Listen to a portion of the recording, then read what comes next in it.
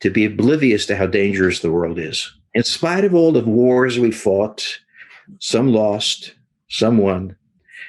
When you talk to the business community, on the one hand, they seem to think that the nation lives in order to make sure its value goes up. And second, that they don't understand how bad things can get. They need to look at the history of the United States and of other countries and understand that there are worse things than economic failure, even, or downturn. There is catastrophe out there. What the United States has is an enormously successful strategic position. It cannot be attacked by land. It is the only major power that cannot be attacked by land. And it controls the Atlantic and the Pacific. By then, you'll understand why we have discussions with the Chinese of what they're going to be doing in the Pacific Ocean, or, what we did during World War II to secure the Atlantic, okay? That makes all the plans that we make possible with an unlikely intrusion from the rest of the world.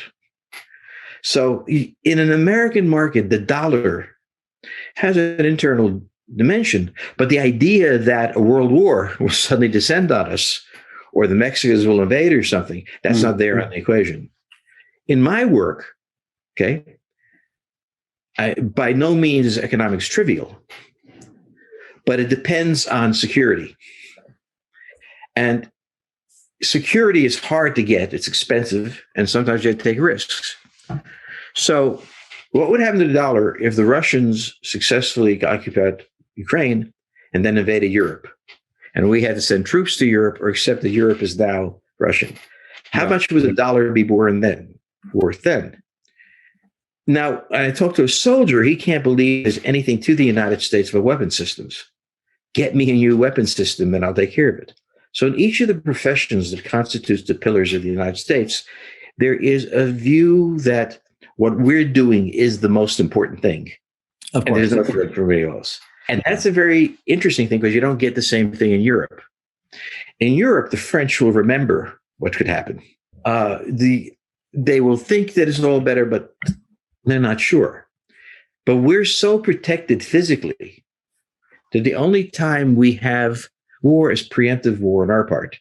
And they say, for the business community, that really is, and given by, should add, the amount we export to the world, one would think that we want to secure our markets. So we're in a position right now that we want to secure Europe. And to do that, we have to demonstrate our power. And that is going to mean that for a while, it's going to be tough at home. But if we don't do it, and this is what the business guy doesn't look at, okay? What happens if we give you another 10% of the dollar?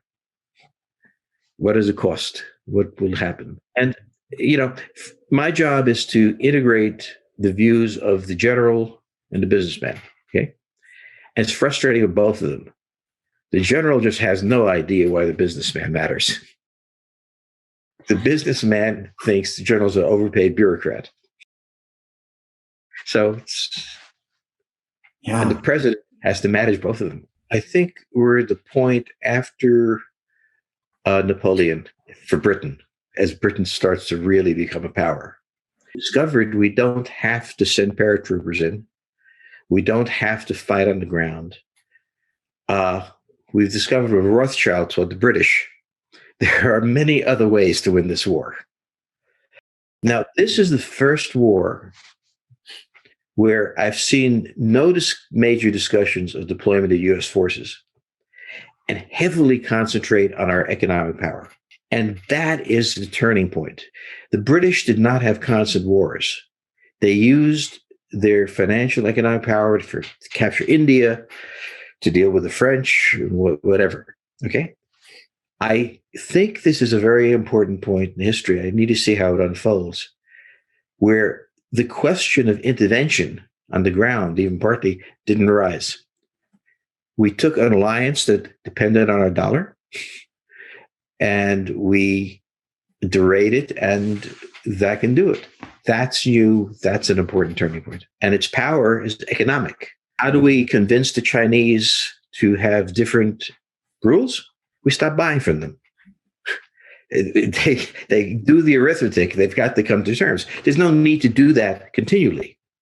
The lesson we taught with the Russians, I believe, will resonate throughout the world, which is better to come to an understanding with the United States than to challenge it.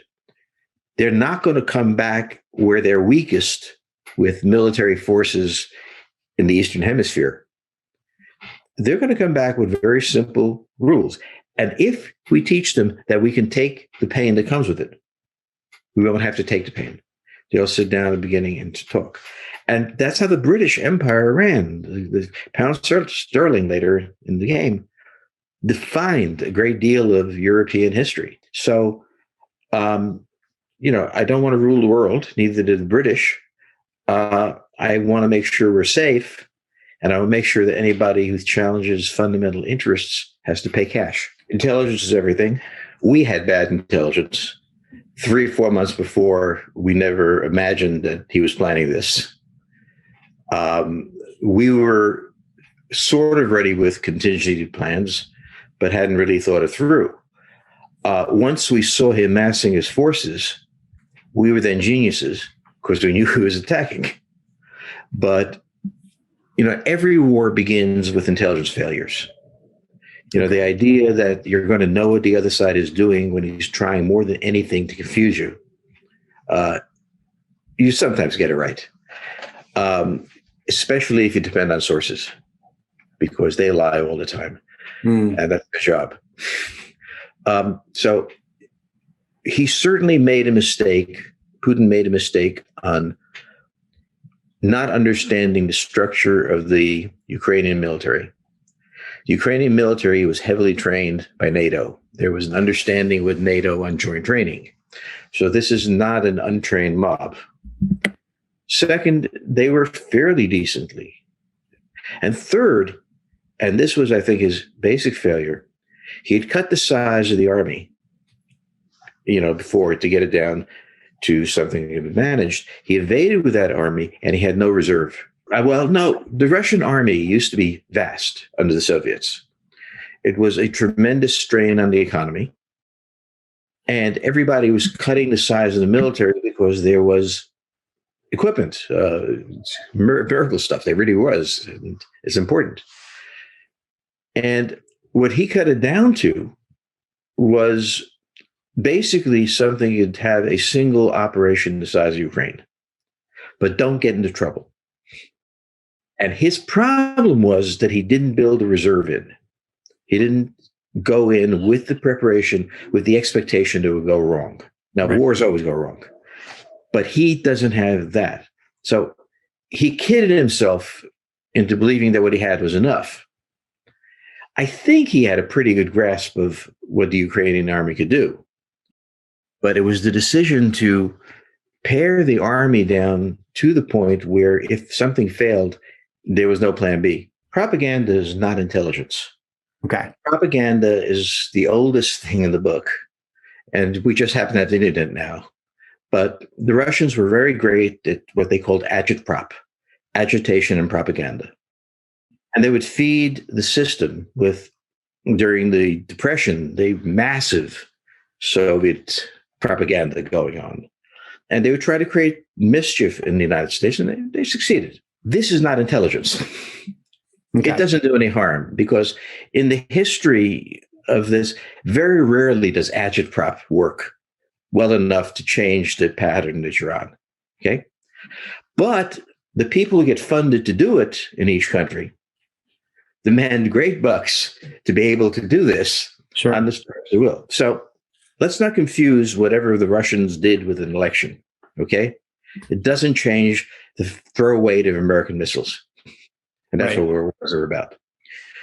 The intelligence issue was much greater, but I think we have to go back to the problem the Russians were trying to solve, which people don't talk about. The Russians lost their strategic defenses with the fall of the Soviet Union. Russia had been attacked by the Germans once, 27 million dead. stunning. Attacked again in response to their own attack back in World War I.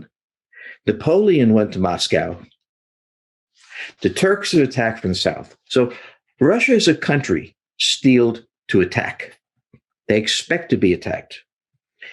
They have saved themselves historically by strategic depth. Distance it takes to get to Moscow. Start an attack in June, get to Moscow in the middle of winter, Napoleon or Hitler, and then you lose. They lost that. The distance between Highway M3 in northern Ukraine and Moscow is 260 miles. That is their whole depth. They believe that the attack that will come at them will be unexpected. They never expected Napoleon to come in. So the idea that, well, nobody plans to attack you doesn't work. So around their periphery, they had lost all their depth. Okay. So the past 2 years, they've been engaged in an operation to rebuild. The first step was Belarus. Belarus blocks the North European plain, the access point to Russia. And that was the first one they secured. And they didn't secure it by invading. They secured it by there was an election that Lukashenko may or may not have lost. Okay. And their agitprop comes in. That's interesting. Okay.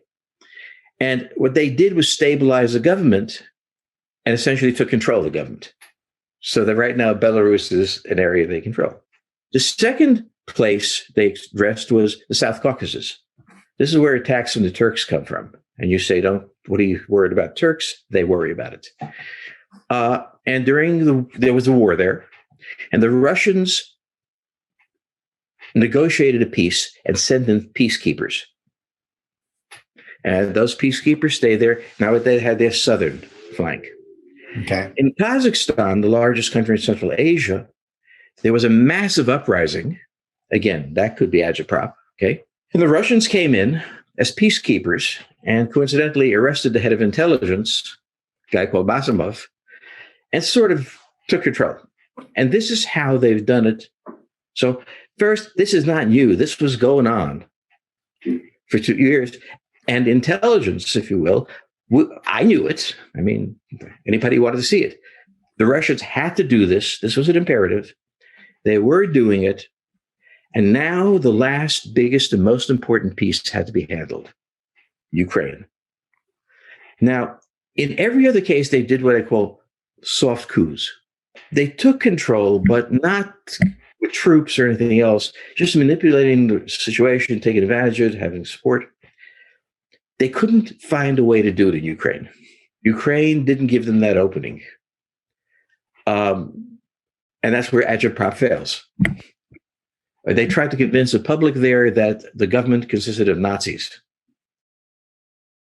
The laughter was unbelievable. Agitprop sometimes works, sometimes doesn't work. And they decided that Ukraine to the Carpathian Mountains had to be theirs. If I were them, I'd be doing the same thing. That's life and death for Russia. Because if Hitler attacked from where they are now, on the other side, we don't want them to have it because then they're butting up on NATO. And last time they were there, they tried in various ways to take control of Europe. So we have two very reasonable imperatives that collide. The Russian imperative, I've got to have Ukraine.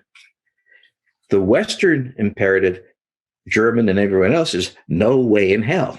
And these are where wars start. Russia wasn't at risk of a hot war in 1935.